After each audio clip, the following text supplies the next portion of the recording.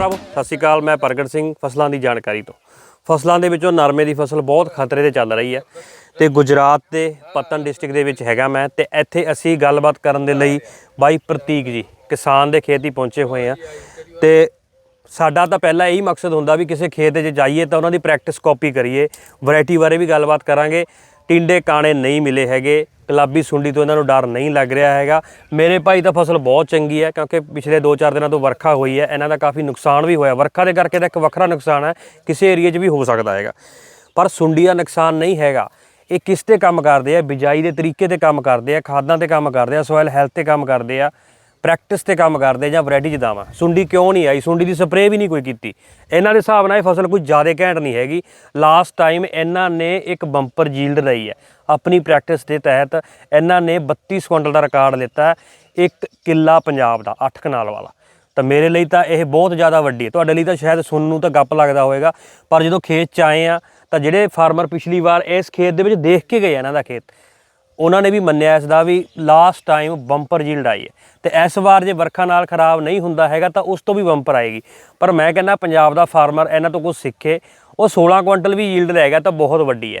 ਤੇ ਆਪਾਂ ਇਹਨਾਂ ਤੋਂ ਟਾਈਮ ਲਿਆ ਹੈਗਾ, ਇਹਨਾਂ ਨੇ ਆਪਣੇ ਟਾਈਮ ਦੇ ਵਿੱਚੋਂ ਸਮਾਂ ਖਰਚ ਕਰਨਾ ਹੈਗਾ ਤੇ ਆਪਾਂ ਪੂਰੀ ਵੀਡੀਓ ਤੁਹਾਡੇ ਨਾਲ ਸਾਂਝੀ ਕਰ ਰਹੇ ਹਾਂ ਇਹਨਾਂ ਦੀ ਪ੍ਰੈਕਟਿਸ ਦੀ। ਇਸ ਨੂੰ ਦੇਖਣਾ ਸਮਾਂ ਤੁਹਾਨੂੰ ਕੱਢਣਾ ਪੈਣਾ ਹੈਗਾ। सत श्री अकाल ब्रदर। सत श्री अकाल। नमस्कार जी। हिंदी में बात करूँ पंजाबी में? हिंदी में करेंगे। आपका कॉटन हमको तो बहुत पसंद आया, थोड़ा इसके बारे में खुल के चर्चा करें। आपके यहाँ कॉटन की बिजाई कब शुरू होती है और किस तरीके से आप बिजाई करते हैं? ये मई की 10 तारीख के में 10 मई को 10 मई को इसकी सोइंग हुई है। ठीक है। पहले लास्ट क्रॉप क्या थी इस खेत में? दिवेला था, कैस्टल था। कैस्टल अरंडी बोलते हैं? एरंडी बोलते हैं। अरंडी एरंडी था। और उसके लास्ट कॉटन। कॉटन अरंडी का सर्कल चलता है। यहाँ कॉटन मेजर क्रॉप है। 10 मंथ लेती है और 2-2.5 मंथ ये आपका अरंडी लेता है। और मई में आपको बिजाई की है? सूखे में बिजाई किया या इसको गिल्ले पत्तर में? नहीं, सूखे में पहले उसको एक हार्वेस्ट। खेत खाली हो गया, खाली अब बिजाई करने प्लांट उगने तक का सफर बता दो कैसे करते हैं? प्लांट जैसे कि उसको हार्वेस्टिंग करके घेड़ करके खेत खाली कर लिया। खेत खाली कर दिया। खेत खाली करके उसको हम यहाँ जिप्सम डालते हैं पहले। हाँ। एकड़ में 2 क्विंटल 200 kg प्रति एकड़ में। ठीक है। एकड़ में जिप्सम डालते हैं। डाल दिया। हमारा सॉल्ट वाला पानी है उसी हिसाब से। सब ठीक है। ठीक है। बाद में हम क्या करते हैं, उसमें जो खाद आता है ना, खाद को हमें वेस्ट डिकम्पोजर डाल के वो खाद बोले तो रूढ़ी। हाँ, गोबर का खाद। गोबर का खाद। ठीक है। वो खाद है, वो उसको जैसे कि 2 लाइन के बीच में 5 फीट है और 2 प्लांट के बीच में 1 फीट है।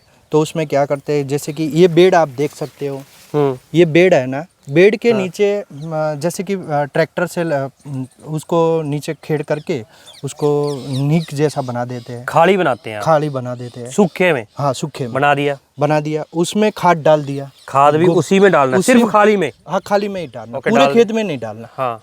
उसमें खाद डाल के उस पे ट्रैक्टर से ही उसको, वो भी आपको दिखाऊंगा कि ये ट्रैक्टर से उस पे पाली डाल दी। जैसे कि बेड बना दिया। हाँ। और मैन्युअली हम वो खाद के ऊपर आपने बेड बना दिया। वो जैसे कि जब कॉटन की सोइंग होती है, नरमे की सोइंग होती है, तब हम कोई रासायनिक खाद नहीं डालते।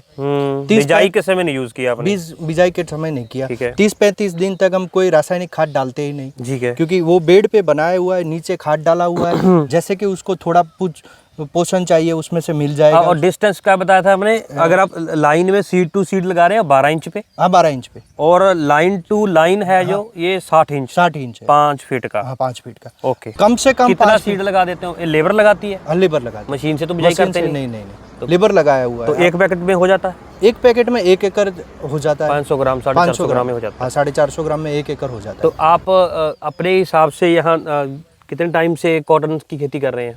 कॉटन की खेती तो 2000 की साल से मेरे पापा कर रहे थे। ठीक है। मैं मतलब आपका 26 साल से इस एरिया में कॉटन ही चल रहा है? कॉटन ही चल रहा है। ठीक है।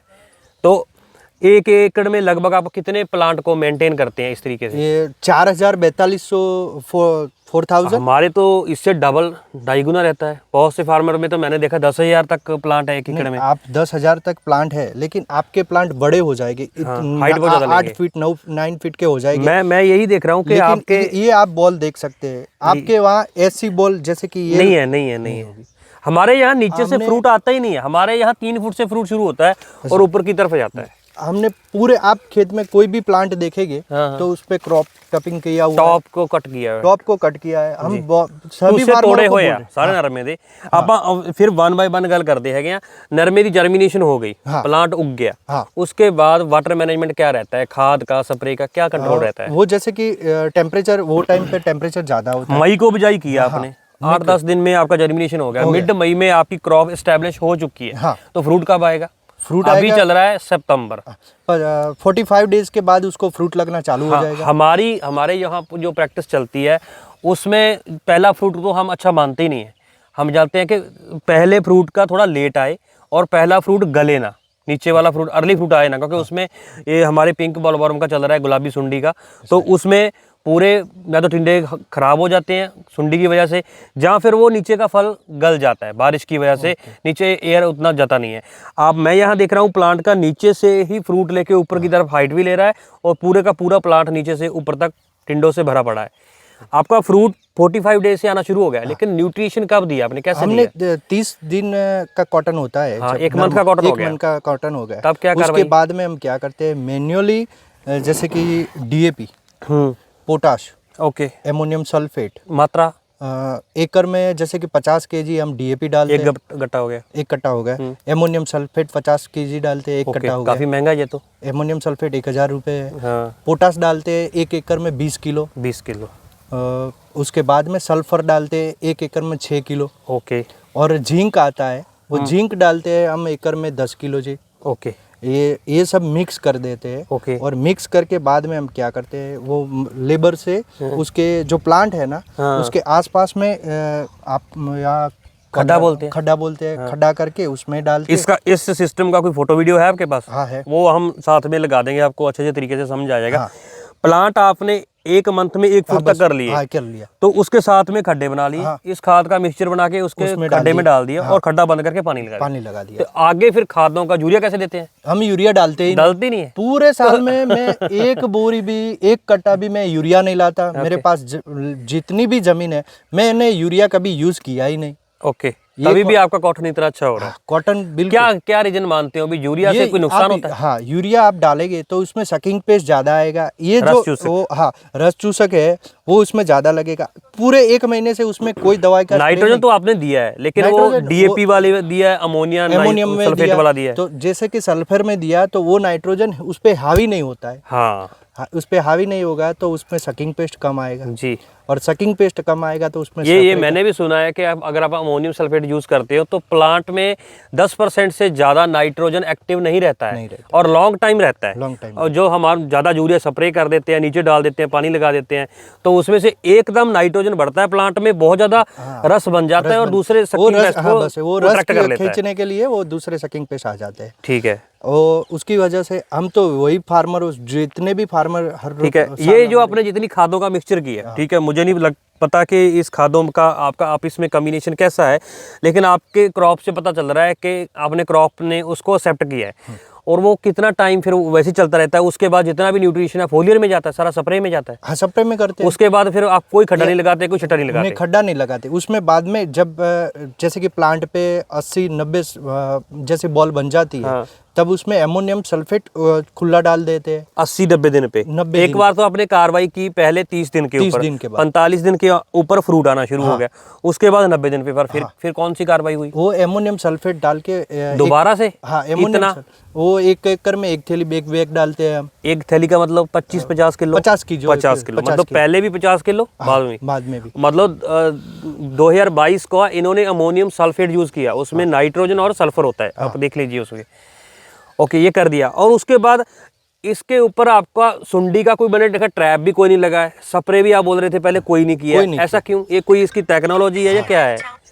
ये नई टेक्नोलॉजी वाला है, वो आने वाला टाइम है, गवर्नमेंट इसको अप्रूवल शायद आने वाले टाइम। ये अभी ये सिस्टम ट्रायल में चल रहा है? हाँ, वो तो गुजरात में फिर ये बल्क में कैसे हो रहा है? वो अभी ट्रायल में चल रहा है, जैसे कि मतलब ये ऑफिशियली अभी किसी ब्रांड ने मार्केट में सेल करने के लिए सिस्टम नहीं बनाया? नहीं। ठीक है, वो ट्रायल बेस पे हमें देते हैं, जो भी कंपनी वाले हैं वो हमें ट्रायल बेस पे देते हैं। ये ट्रायल लगाया हुआ है, हाँ। और उसमें हमें बहुत सारी अच्छी सफलता मिली है। आप देख सकते हैं कोई भी बॉल में जो भी अभी हार्वेस्टिंग टाइम है, पिकिंग टाइम है, उसमें भी आपको गुलाबी सुंडी नहीं दिखेगी। हाँ, मेरे को जो पहले प्लांट दिखा था वहाँ पे काफी प्लांट खिले हुए हैं, कुछ उसमें चुगाई भी हो चुकी चुगाई है, हो चुकी लेकिन वो चुगाई तो तभी हुई है ना, वहाँ पे गुलाबी सुंडी नहीं थी, टिंडे भी कोई काने नहीं वो थे। उसका कॉटन भी अभी आपको दिखाएंगे कि वो कॉटन में भी गुलाबी सुंडी नहीं है। ओके, हाँ, मतलब यहाँ पे तो अभी कोई कम ही टिंडे खिले हैं, लेकिन यहाँ पे भी टिंडे सुरक्षित लग रहे हैं। अच्छा। इसकी क्या टेक्नोलॉजी है? इसमें वही है VT2 नहीं है, ये VT2 बॉलगार्ड नहीं है, ये बॉलगार्ड नहीं है, ये है फिर क्या? ये वीप 3 है। आने वाले टाइम पे जो आने वाला है वो वीप 3 का टाइम आने वाला है। वीप 3 जैसे कि इसमें पिंक वॉर्म नहीं लगती है। हाँ, सकिंग पेस्ट तो आएंगे। सकिंग पेस्ट आएगा, सकिंग पेस्ट का उसमें स्प्रे करवाना पड़ेगा। हम्म, वो वीप 3 जो ऑस्ट्रेलिया और अमेरिका में जो कंपनी जो बायर कंपनी है उसकी अप्रूवल है, वो आने वाले टाइम पे गुजरात में ट्रायल चल रहे हैं, दूसरे भारत में पूरे इंडिया में ट्रायल बेस चल रहा है। ठीक है, तो वो सब यही सोइंग किया उसी से मतलब कॉटन का भविष्य स्टेबल हो सकता है। हाँ, ये पिंक बॉर्मा की जो जैसे कि ये टेक्नोलॉजी आ जाएगी तो हमारे फार्मरों के लिए तो बहुत अच्छा है। जैसे कि एक आशीर्वाद रूप है, ये आएगी तभी तो हमें स्प्रे कम हो जाएगी। अभी पंजाब में तो 10-10 स्प्रे कर दिए, फिर भी वो सुंडी नहीं कंट्रोल। हमने अभी तक 3 स्प्रे किए हैं। कौन कौन से किए वो भी बता दो। अभी उसमें पहला स्प्रे किया था वो टाटा की रोगर करके दवाई आती है, डाइमेथोनेट होता है, वो तो सकिंग पेस्ट के लिए है। सकिंग पेस्ट के लिए। दूसरा पे भी हमने सकिंग पेस्ट के लिए बायर की रिजेंट डाली, और फिप्रोनिल आता है, वो थ्रिप्स और सकिंग पेस्ट करता है। थ्रिप्स और हरे तेले के लिए डाला, वो इमिडा डाला था। और तीसरा पे वो जो सकिंग पेस्ट के लिए हमने बायर की जंप लगाई। हाँ, ये 3 ही आती है। हाँ, अरे फिप्रोनिल आती है 80%, फिप्रोनिल वो जैसे कि 5 ग्राम डाली। ये 3 ही स्प्रे किए अभी तक मैंने। ओके, और इसमें अभी टिंडे को मोटा करने के लिए, ज़्यादा फ्रूट सेट करने के लिए, इसकी ग्रीनरी मेंटेन करने के लिए, स्प्रे के रूप में ताकत के लिए क्या गया प्लांट के लिए? ये जार के उसमें हमने 12-0-61 डाला। 12-61-0। हाँ, वो अमोनियम फॉस्फेट, एमोनियम फॉस्फेट, उस पे एक स्प्रे उसका करवाया था। ठीक है। एक 19-19-19 करके आता है। हाँ, NPK आता है। हाँ, NPK आता है, उसका एक स्प्रे किया है पावर पंप में 15 लीटर में। उसको 100 ग्राम 100 ग्राम डालते हैं उसको। Okay okay. और एक 13-0-45 करके आता है। हाँ, पोटेशियम नाइट्रेट। हाँ, टिंडे मोटा करने टिंडे मोटे करने के लिए वो 3 स्प्रे ऊपर से हमने जैसे कि वो 2% का स्प्रे रिकमेंडेड भी है। हाँ। लेकिन नहीं, फिर इसमें कोई फंगीसाइड की चिंता नहीं है आपको? नहीं, कोई फंगीसाइड डाली नहीं। कोई लीफ का ब्लास्ट, कोई रूट रॉट, कोई मतलब इसके ऊपर फंगीसाइड जाता ही नहीं है? नहीं, हमने कोई फंगीसाइड डाला ही नहीं भाई साहब। कितने साल से नहीं डाला? मैंने पिछले 3-4 साल से तो मैंने, जैसे कि अभी चल रहा है, कई सारे लोग बता रहे हैं कि नहीं नहीं वो फंगीसाइड तो डालना ही डालना है। हाँ। मैंने 3 स्प्रे किए इस साल के, 3 स्प्रे। पिछले साल मेरा कॉटन इससे भी बहुत अच्छा था, वो पूरा साल चला था। मैंने पूरे साल में 8 स्प्रे किए थे जी, उसमें भी एक भी फंगीसाइड का स्प्रे नहीं किया था। ओके। ये पिछले साल इसका एटमॉस्फेयर इससे भी अच्छा था, तो उसकी वजह से इनके जैसे कि फंगीसाइड को कोई दिक्कत आई नहीं, जरूरत नहीं पड़ी आपको। नहीं, मैं ये मानता हूँ कि जिस चीज़ की जरूरत नहीं है उसको तो ठीक है, नहीं करना चाहिए। अब ये इसमें क्या रोल मानते हैं? वैरायटी का ज़्यादा रोल है, प्रैक्टिस का ज़्यादा रोल है, जहाँ आपके क्लाइमेट का रोल है?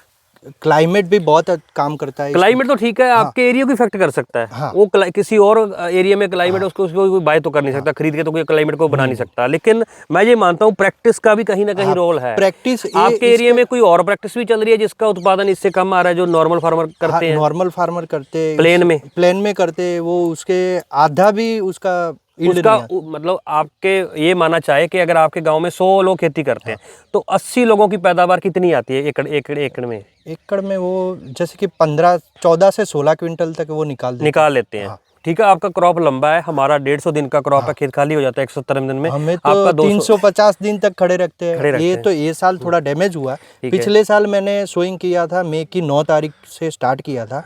वो कॉटन को निकाला अप्रैल की 25 से 30 तारीख को। ओके, 11 मंथ का हो गया वो। 12 मंथ में 10-15 दिन कम रहे थे। हाँ, इतना लंबा चला। फिर कितनी बार चुगाई किया उसको? वो 6 बार उसमें चुगाई किया। 6 बार चुगाई। और उसकी पैदावार क्या रही? वो 1 एकड़ में 33 क्विंटल प्लस माल निकला था। कि किसान भाइयों, ये सुन के तो मेरे को भी एक झूठ की तरह ही लग रहा है। मैं बोलता हूँ कि ऐसा झूठ हर खेत में लागू हो जाए कि पैदावार सच में इतनी आने लग जाए कि हम ये बोले तो 30-32 क्विंटल आ रहा है, हम 15 बताएंगे। लेकिन हमारे यहाँ उल्ट होता है, किसी 1 एकड़ में ज़्यादा पैदावार है। ये कितने 1 एकड़ की एवरेज थी? मेरे 17 एकड़ की एवरेज थी ये? एवरेज थी। मतलब इसका मतलब 2 एकड़ खराब हो गए थे, तो 2 एकड़ मैंने निकाल दिए थे। 19 एकड़ का मेरा सोइंग था पिछले साल। 17 एकड़ की यही एवरेज था। ये 17 एकड़ की यील्ड थी ये। किसान भाइयों, मैं ये मानता हूँ कि 17 एकड़ की एवरेज का मतलब ये है, अगर तो 1 एकड़ होता तो हम मान लेते कि उसमें इतना ही आया है। 17 एकड़ का ये मतलब है कि किसी में 30 क्विंटल की बजाय 28 क्विंटल भी आया हो, किसी अच्छे खेत में 34 क्विंटल तक भी वो गया होगा। ठीक है, क्योंकि आप तो खेत वाइज डाटा रखते होंगे। लेकिन मैं चाहता हूँ कि ये पूरे इंडिया में ये प्रैक्टिस फैलनी चाहिए। और क्या सुझाव देना चाहेंगे फार्मर को? अब जो कॉटन में काफ़ी कुछ चल रहा है। आप ये मानते हैं कि फार्मर पेस्टिसाइड में ज़्यादा ध्यान देते हैं, सकिंग पेस्ट को कंट्रोल करने में चले रहते हैं? आप सोयल हेल्थ के लिए आपने रूडी का भी यूज़ किया, आप सीड रेट भी आपने बढ़ाया नहीं, सीड आपके कम ही है, आपका 4,4200 प्लांट एक एकड़ में चल रहा है। नॉर्मल फार्मर इससे भी 1.5 गुना लगा देते होंगे। आपने प्रोडक्शन बढ़ा ली है, क्या कारण मानते हैं उसका? प्रोडक्शन के लिए इसकी हाइट है वो 5.5 से 6 फीट की हो जाती है। उसको क्रॉप टॉपिंग करवाना है। मतलब टूथ से तोड़ना तो कंपलसरी है। इस काम के लिए किसी हार्मोन की जरूरत है नहीं। कोई हार्मोन मत डाला करो। हाँ, जी। कोई हार्मोन मत डाला करो। वो सब लोग बोल रहे हैं कि हमने ये स्प्रे किया था, वो स्प्रे किया था। मैंने कोई हार्मोन नहीं डाला। आप देख सकते हो हर एक प्लांट के ऊपर उसको क्रॉप टॉपिंग किया हुआ है। ये मैनुअली लेबर से करवाया? मैनुअल से लेबर से किया है। दूसरा है कि आप जितनी जरूरत है उतनी दवाई डालें।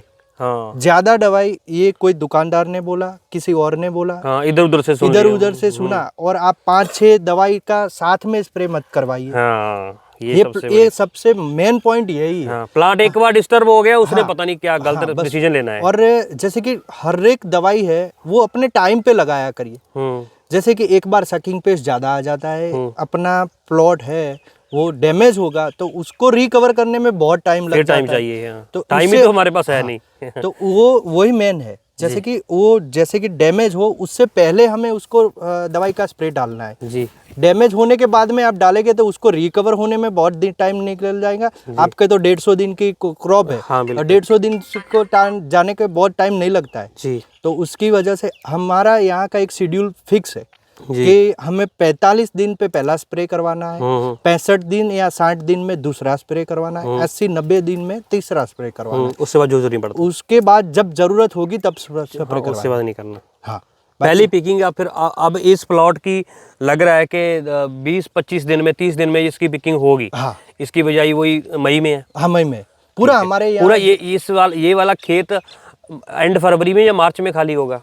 ये इस साल ये डैमेज हुआ है तो अभी नहीं बोल सकता हूँ कि जैसे कि अभी धूप कैसी निकलती है। हाँ। उस पर थोड़ा कॉन्सेंट्रेशन होगा कि उसके डैमेज कितना होता है जी। जो डैमेज कम होगा तो ये मार्च एंडिंग तक खड़ी रहेगी। हम उसको फिर से खाद डालेंगे, स्प्रे करवाएंगे और उसको फिर से उसको बिठा करेंगे। ठीक है। हाँ। तो एक और बता दीजिए, क्योंकि फार्मर लोग देखते हैं आप यहाँ पे ट्रैक्टर से जो जैसे कल्टीवेटर चलते हैं उसी तरह सीलर चलते हैं जो सिलाई करते हैं, जो वीड कंट्रोल के लिए यूज़ किए जाते हैं। आपके यहाँ मैं देख रहा हूँ कुछ खेतों में बिल्कुल वीड नहीं है, जहाँ राउंड अप वगैरह लग रहा है यूज़ हुई है। तो यहाँ किस टाइप का कॉटन चल रहा है यहाँ पे, नदीन वगैरह आप कैसे कंट्रोल करते हैं? जैसे कि यहाँ ये HT चल रहा है। हाँ, हर्बिसाइड वाला है। तो इसके ऊपर आप राउंड अप वगैरह यूज़ करते हैं। हाँ, तो कॉटन को कोई डैमेज नहीं होता? कोई डैमेज नहीं होता, पूरा नदीन चला जाता है। ठीक है। पर पंप में 100 ml ग्लाइफोसेट डाल के स्प्रे करवा देते हैं। ये भी एक रीजन मानते हैं कि आप वीड कंट्रोल यहाँ पे रहता है और कॉटन अच्छा हो जाता है। वीड कंट्रोल होगा तभी आपका यील्ड बढ़ेगा। ठीक है। नहीं तो जैसे कि आप जैसे कि फार्मिंग करते हो उसके साथ में आप जैसे कि तबेला भी रखते हो। जैसे कि आपकी गाय है, उसको बाहर से आके कोई गाय उसका जो खाना है वो खा जाएगी तो आपकी गाय कैसे दूध देगी? भूखी रह जाएगी। वो मेन चीज वही है।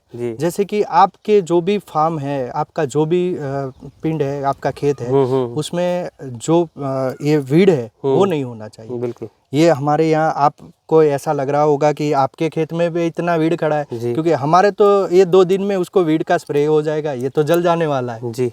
आप दूसरे खेत आप देखेंगे तो आपको कोई जगह पे वीड नहीं दिखेगा। बिल्कुल। हाँ, किसान भरावो देखो ਇਹਨਾਂ ਦੀ ਪ੍ਰੈਕਟਿਸ ਇਹਨਾਂ ਦੇ ਤਰੀਕੇ ਨਾਲ ਚੱਲ ਰਹੀ ਹੈਗੀ ਆ ਤੇ ਆਪਾਂ ਨੂੰ ਪ੍ਰੈਕਟਿਸ ਫੋਲੋ ਕਰਨੀ ਚਾਹੀਦੀ ਹੈ ਵੀ ਜਿਹੜਾ ਇਹਨਾਂ ਨੇ ਡਿਸਟੈਂਸ ਯੂਜ਼ ਕੀਤਾ ਹੈਗਾ, ਜਿਹੜਾ ਇਹਨਾਂ ਨੇ ਨਿਊਟ੍ਰੀਸ਼ਨ ਮੈਨੇਜਮੈਂਟ ਕੀਤਾ, ਵੈਰਾਈਟੀ ਇਹਨਾਂ ਦੀ ਉੱਥੇ ਪੰਜਾਬ ਹਰਿਆਣਾ ਰਾਜਸਥਾਨ ਦੇ ਵਿੱਚ ਕਾਟਨ ਜਿਹੜਾ ਲੱਗਦਾ ਉਹਨੂੰ ਕੋਈ ਜ਼ਿਆਦਾ ਇਫੈਕਟ ਨਹੀਂ ਕਰਦੀ। ਪਹਿਲਾਂ ਲੱਗਿਆ ਹੈਗਾ, ਜਿਹੜਾ ਇੱਥੇ ਥੋੜਾ ਘੱਟ ਕਾਮਯਾਬ ਹੈਗਾ ਉੱਥੇ ਜ਼ਿਆਦਾ ਕਾਮਯਾਬ ਹੋ ਜਾਂਦਾ ਹੈਗਾ।